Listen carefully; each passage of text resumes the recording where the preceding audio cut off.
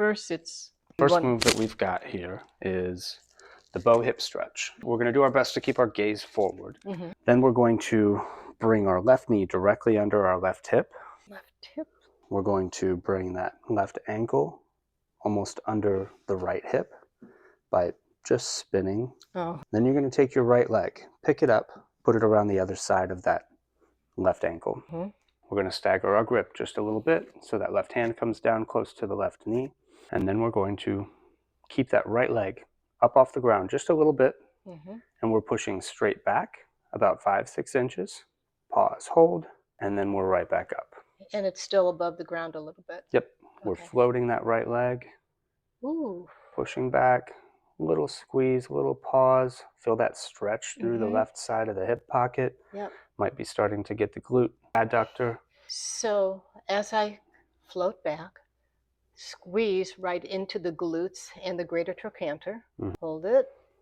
And one thing that will often trip people up is they don't have any pressure through the top of that left foot that's in the floor. Pressing that left foot into the floor can help you create a little stronger neurological connection through that entire left side. Now, it may cramp up your foot too if you're wearing stiff shoes and you don't have the development through that arch. But the other thing too is that you're feeling that knee is digging into the floor, or pressing into the floor, I should say. Exactly. Oh, wow.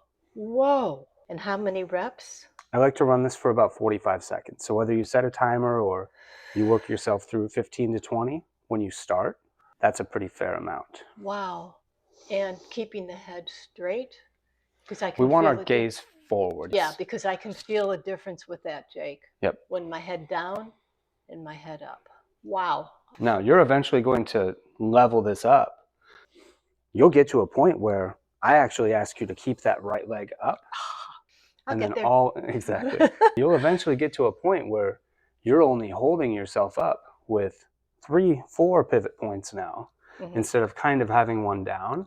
And then eventually you'll pull another pivot point off the ground because your body will organize and you'll be strong enough through that left hip to be doing this movement with less support. And that's all human locomotion is. Wow. If you look at the crawling toddler, they start down here. They're in the very beginning stages, they're on their tummy. They've got as much surface area on the floor as possible and they're so to build that strength on the posterior chain of the body. But everything that we do here is about building strength on the posterior chain. And it's much easier to do when we get down on the ground. Yes. Barring, so the child's pose. Barring knee issues or what have you. But we can always make things more simple or more accessible, whether it's cushion, whether it's knee pads. This is going to go like this.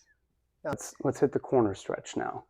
So wait, I want to do the other side that we just did. Let's hit the right side then. So, because I want to have it, because I make sure that I do it. We'll go to the right knee because we just finished on the left knee.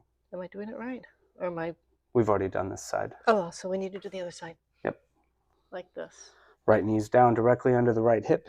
All of our weight is on that right leg. We've crossed our legs over, and we're almost tracing the knee. Trace the knee along the shin. And it's up a little bit. As you sit back and stand up. You might feel that right shoulder kind of pull down towards the right hip. You might feel that left shoulder kind of pull towards the midline. Just make sure you're not completing this movement with your head, but rather your spine. We almost want to keep that head. It's like a rocking chair. Towards the right side as we sit back. How's my form? I think in the early stages, you could drop this leg down just a little bit more, and then float the foot and ankle, but keep the knee bent. Oh. Yep, keep that down. It's just ever so slightly floating. Oh, ooh, yeah. You've got a little additional support as you try to feel and find everything in that right hip right now. It's almost like feeling each segment of the hinge of the joint, the foot, the knee, the hip.